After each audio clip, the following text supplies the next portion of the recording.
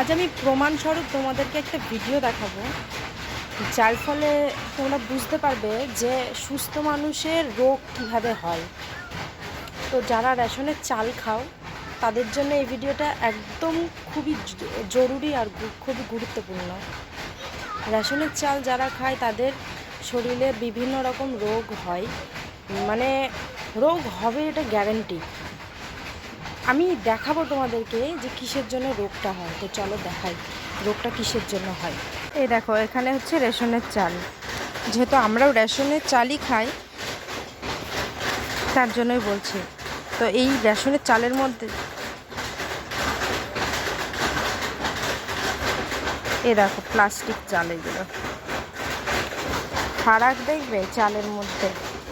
এই চালের মধ্যেই লুকিয়ে থাকে প্লাস্টিক চালগুলো, আর যেখান থেকে চালগুলো আসে ওখান থেকেই তারা মিশিয়ে দেয় চালগুলো।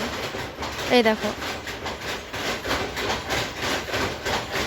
এটা কিন্তু দেখে মনে হচ্ছে চাল, কিন্তু কাছে চোখের সামনে নিয়ে যেয়ে দেখলে মনে হবে কি চাল নয়। দেখো, এটা চাল দেখায়, দেখো চাল কেমন আর এইটা কেমন, প্লাস্টিক চাল, দেখেছো? তো এই সবের জন্য আমাদের শরীরের মধ্যে রোগে বাসা বাঁধবে না তো কিসের জন্য বাঁধবে বলো? সুস্থ মানুষ অসুস্থ হয়ে যায় এই সব কারণের জন্য।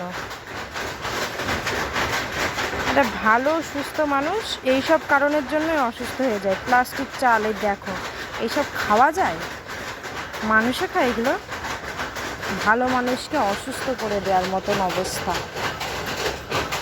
আরে দেবে না, ঠিক আছে, না দিলে না দিক না, তবে এইসব খারাপ জিনিস যত রাজ্যের